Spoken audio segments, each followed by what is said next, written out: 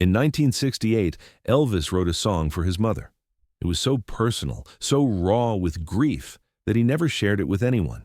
He recorded it once, alone, then locked the tape away. 30 years later, that tape appeared at an auction. The person who bought it played it once and wept. This is the story of the song Elvis loved too much to share. It was January 8, 1968, Elvis's 33rd birthday. But for Elvis, his birthday was always tinged with sadness. His twin brother Jesse had been stillborn, and Elvis carried that loss his entire life. But there was another loss that made January 8th even harder. His mother Gladys had died on August 14, 1967, just 5 months earlier. Elvis was still drowning in grief. That night, after the birthday celebrations that he'd forced himself to attend, Elvis went to a small private studio at Graceland that he'd had installed. It was a simple setup, just a microphone, a tape recorder, and a guitar. Elvis sat alone in that room with his guitar and started playing. He wasn't planning to write a song. He was just trying to process his grief the only way he knew how, through music. But as he played, words started coming. Memories of his mother, the way she'd protected him as a child when they were poor, the way she'd believed in him when no one else did, the way she'd worried about him even when he was the most famous man in the world. Elvis started singing, and the words poured out, raw, unfiltered, achingly personal. He didn't plan to record it, but the tape machine was running, and Elvis was so lost in his grief and his music that he didn't stop it. He just sang, tears rolling down his face, until the song was complete. When he finished, Elvis sat in silence for a long time. Then he rewound the tape and listened to what he'd created. It was beautiful, heartbreaking, the most honest thing he'd ever written. It was also too personal to share. Elvis carefully removed the tape from the machine, wrote, "Gladys Private Do Not Play," on the case, and locked it in a safe in his bedroom. He never told anyone about the song, not his band, not his producers, not even his closest friends. It was his secret, his private conversation with his mother, too sacred to be turned into a product or a performance. For the next 9 years, until Elvis's death in August 1977, that tape stayed locked away. Elvis would occasionally take it out late at night when he couldn't sleep, when the loneliness and the medications and the memories became too much. He'd play it softly, just for himself, and cry for the mother he'd lost, but he never let anyone else hear it. After Elvis died, his estate began the massive task of cataloging everything at Graceland. There were thousands of items, costumes, awards, personal belongings, recordings. The estate wanted to preserve Elvis's legacy, but they also needed to settle debts and handle the financial complexity of his affairs. The tape labeled "Gladys Private Do Not Play" was found in Elvis's personal safe. The catalogers noted it, but respecting the label, didn't listen to it. It was filed away with other private items. In 1998, 21 years after Elvis's death, the estate decided to sell some items at auction. Not major pieces, Graceland and the important artifacts were never for sale. But smaller items, duplicates, things that wouldn't diminish Elvis's legacy but could help fund the estate's operations. A collection of recording tapes was included in the auction. Most were rehearsals, alternate takes of known songs, nothing particularly significant. The tape labeled "Gladys Private Do Not Play" was included almost by accident, a cataloging error, someone not understanding its significance. The auction took place at Sotheby's in New York. Collectors from around the world bid on Elvis memorabilia. Most of the tapes sold for a few $100s each, interesting to fans but not particularly valuable. When the lot containing the "Gladys Private Do Not Play" tape came up, a woman named Margaret Sullivan placed a bid. She wasn't a serious collector or a music industry professional. She was a hospice nurse from Oregon who loved Elvis and wanted something personal, something that connected to him in a real way. Margaret won the tape for $850, more than she could really afford, but she couldn't resist the mystery of a tape Elvis had marked "Do Not Play." When the tape arrived at Margaret's home in Portland, she held it for a long time before playing it. Something about that label, "Do Not Play," made her hesitate. Elvis had meant this to be private. Was she violating something sacred by listening? But curiosity and her love for Elvis won out. She carefully loaded the tape into her player and pressed play. What she heard made her cry so hard she had to stop the tape twice to collect herself. Elvis's voice, raw and unproduced, singing a song she'd never heard. A song about a little boy who promised his mama he'd take care of her when they were poor. A song about a mother who believed in her son even when the world told him he'd never be anything. A song about success that came too late to share with the person who deserved it most. The lyrics were simple but devastating. "Mama, I bought you that house like I promised, but you never got to see the rooms. Mama, I made it big like you believed, but you left too soon. All the money, all the fame, all the glory means nothing without you. I'd give it all back, every bit of the story, just to have one more day with you." The song wasn't polished. Elvis's voice cracked in places. You could hear him crying as he sang. But that's what made it so powerful. It was real grief, real love, unfiltered by production or performance. Margaret listened to the entire song 3 times, crying through all of them. Then she faced a dilemma. This was clearly something Elvis had never intended anyone to hear. It was marked, "Do Not Play," but it was also beautiful and showed a side of Elvis the world had never seen. Margaret contacted the Elvis Presley estate. She explained what she'd found and asked what she should do. The estate was shocked. They'd had no idea this tape was significant. When they listened to it, there were tears in the boardroom.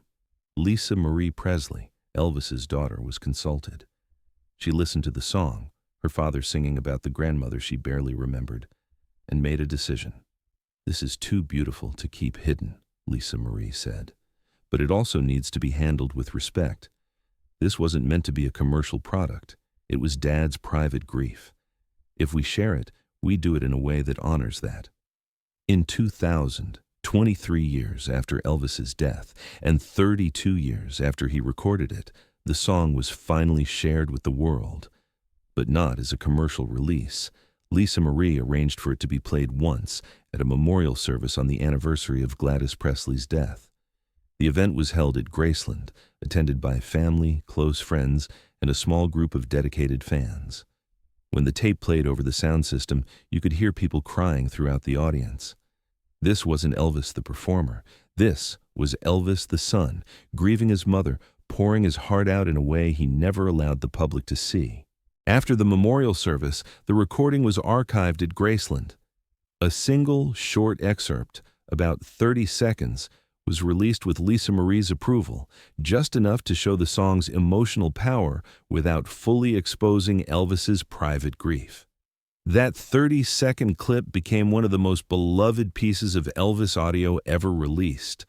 Not because it was his best vocal performance, not because it was a great pop song, but because it was real, unguarded, human. "My father spent his life performing," Lisa Marie said in a statement, "creating music for others. But this song? This was for him, for his mama, for the grief he carried. I'm glad the world gets a glimpse of it, but the full recording will stay private, as he intended. Some things are too sacred to commodify." Margaret Sullivan, the nurse who'd bought the tape, was invited to Graceland to attend the memorial service. Afterward, she met Lisa Marie. "Thank you for bringing this to us instead of selling it to the highest bidder," Lisa Marie said. "You could have made a lot of money." Margaret shook her head. "Some things aren't about money. That song, it's a man's love for his mother. That's sacred. I'm just honored I got to be the person who brought it home." The estate gave Margaret a full refund of her $850, plus a substantial gift as thanks for her integrity. But Margaret donated it all to a hospice organization in Memphis in honor of both Elvis and Gladys. The story of the unplayed song resonated deeply with Elvis fans and music lovers worldwide. It represented something people rarely get to see, an artist's completely private creative moment, unintended for public consumption. "Elvis lived his entire adult life in public," said music historian Peter Goralnik. "Every moment was photographed, recorded, analyzed. But this song existed outside of that. It was just for him and his mother's memory. The fact that we only get a glimpse of it makes it more precious, not less. Musicians and songwriters cited the story as a reminder that not all art is meant to be shared. Some creative work is purely for the artist, a way to process emotions, to communicate with the dead, to make sense of loss. "I have songs I've written that will never be released," said songwriter Diane Warren. Songs that are too personal, too raw. Hearing about Elvis's song for his mother validates that. Not everything we create is a product. Some things are prayers. The 30-second excerpt that was released became a staple at Elvis memorials and tribute events. People would play it and share stories about their own mothers, their own grief, their own private moments with the people they'd lost. Grief counselors even began using the clip in therapy sessions as an example of healthy grief expression through creativity. "Elvis didn't suppress his pain," said therapist Dr. Sarah Mitchell. "He channeled it into art. Even if he never intended to share that art, creating it was healing." The full recording remains in the Graceland archives, heard only by family and a select few archivists. There's been pressure over the years to release it commercially. Fans want to hear it. Collectors would pay fortunes for it. Music historians argue it's culturally significant. But the Presley estate has held firm. "My grandfather marked that tape 'Do Not Play,'" said Elvis's grandson Benjamin Keogh before his own tragic death in 2020. That means something. His privacy, even in death, deserves respect. Margaret Sullivan, the nurse who found the tape, said in a 2015 interview, "People ask me if I regret not getting to keep it, or if I wish I'd sold it for profit. But I got something more valuable than money or ownership. I got to be part of preserving Elvis's humanity. I got to help protect something sacred." She continued, "In my work as a hospice nurse, I see grief every day. I see people struggling to express their loss, to honor their dead, to make sense of their pain. Elvis's song for his mother? It's the most beautiful expression of grief I've ever heard. It reminds me, and I hope it reminds others, that it's okay to be broken by loss. It's okay to cry. It's okay to create something just for yourself and the person you've lost." Today, when tourists visit Graceland, they sometimes ask about the unplayed song. Tour guides tell the story about Elvis's grief, about the tape locked away for decades, about the 30 seconds the world got to hear. And they explain why the full song will never be commercially released. Because Elvis Presley, the performer, belongs to the world, the guides say. But Elvis Presley, the son, grieving his mother, that belongs to him. And we honor that by respecting his privacy. The story has influenced how other artists handle their private creative work. Several musicians have left instructions in their wills about personal recordings that should never be released. Pullin' Elvis has become shorthand in the music industry for keeping certain work permanently private. In 2017, on the 40th anniversary of Elvis's death, Lisa Marie spoke about the song again. "Finding that tape reminded us that my father was human. He wasn't just the king of rock and roll. He was a son who loved his mother and never stopped grieving her. That's the Elvis I wish more people knew, not just the icon, but the person." Perhaps the most poignant legacy of the unplayed song is what it teaches about grief and love. Elvis had everything the world could offer: fame, money, adoration. But none of it could bring back his mother. None of it could fill the hole her death left. So he did what humans have done for thousands of years when faced with unbearable loss. He created. He sang. He poured his pain into art, not to perform it, not to sell it, not to add to his legacy, just to survive his grief.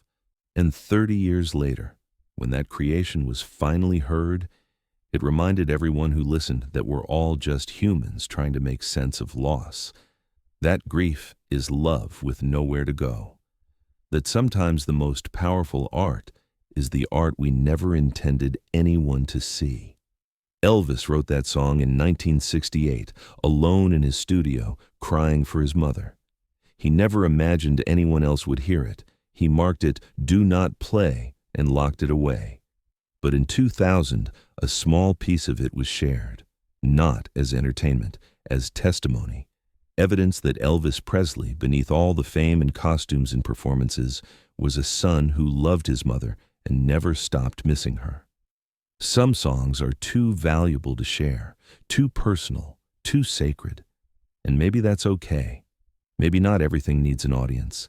Maybe some art is just between the artist and the people they've lost.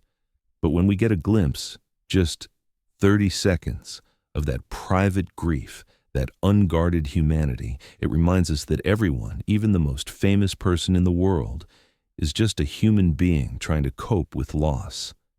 That's the gift of the unplayed song. Not the music itself, which remains mostly private, but the reminder that behind every public figure is a private person. Behind every performance is pain. Behind every smile is grief. And that creating something, even if no one else ever hears it, can be an act of survival, of love, of connection with those we've lost. Elvis sang for his mother, and even though she was gone, even though she'd never hear it, singing that song mattered. It kept her close. It honored her memory. It proved that love doesn't end with death. And maybe that's what all art is really for. Not fame, not money, not legacy, but love, connection, the refusal to let go of those who've left us. Elvis knew that. He lived it. And somewhere in the Graceland archives, a tape marked "Do Not Play" holds the proof. If this story of private grief and sacred creativity moved you, subscribe and share it. Do you have creative work you've never shared? Let us know in the comments. Hit that notification bell for more true stories about the art we create just to survive.